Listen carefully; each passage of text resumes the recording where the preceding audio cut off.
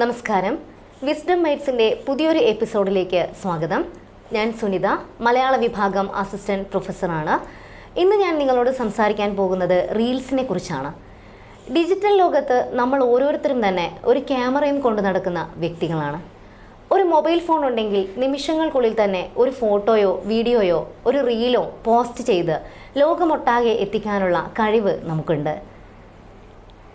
Reels എന്നത് വെറും ഒരു വിനോദമല്ല, അത് അറിവ് പങ്കുവയ്ക്കാനുള്ള വേദിയാണ്. നമുക്ക് പ്രതിഭ തെളിയിക്കാനുള്ള അവസരമാണ്. നമ്മുടെ ചിന്തകളും ആശയങ്ങളും കഴിവുകളുമെല്ലാം ലോകത്തിനു മുന്നിൽ വളരെ ഈസിയായി അവതരിപ്പിക്കാനുള്ള ഒരു മാധ്യമമാണ്. ഒരു റീല് വൈറലാകാൻ ഏതാനും ചില സെക്കൻഡുകൾ മാത്രം മതി. പക്ഷേ അതിലൂടെ ഉണ്ടാകുന്ന നഷ്ടവും പ്രശ്നങ്ങളും ആജീവനാന്തം നമ്മെ പിന്തുടരാം. ചിലപ്പോൾ ജീവന് തന്നെ ആപത്തായി എന്നും വരാം. നമ്മൾ ചെയ്യുന്ന ഓരോ പ്രവൃത്തിയും നമ്മുടെ വ്യക്തിത്വത്തെ മാത്രമല്ല, നമ്മൾ പഠിക്കുന്ന അല്ലെങ്കിൽ ജോലി ചെയ്യുന്ന സ്ഥാപനത്തെയും അതുപോലെ തന്നെ നമ്മുടെ കുടുംബത്തെയും ബാധിക്കും.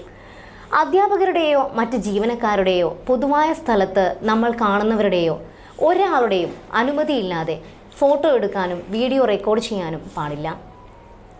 പലപ്പോഴും ഇതൊരു തമാശയല്ലേ, ഒരു റീലല്ലേ എന്ന ചിന്തയിലായിരിക്കും പോസ്റ്റ് ചെയ്യുന്നത്. പക്ഷേ ആ ഒരൊറ്റ വീഡിയോ ചിലപ്പോൾ അയാളുടെ ജീവൻ തന്നെ കവർന്നെടുക്കാൻ മതിയാകും. ശരിയായി ഉപയോഗിച്ചാൽ റീൽസ് നമ്മുടെ കഴിവുകൾക്ക് പുതിയ വാതിലുകൾ തുറക്കും. പ്രശസ്തിയും സമ്പത്തും ഒക്കെ കൊണ്ടുവന്ന് തരും. തെറ്റായി ഉപയോഗിച്ചാൽ അത് നമ്മുടെ വിദ്യാഭ്യാസത്തിനും ജോലിക്കും ഭാവിക്കും തടസ്സമാകും.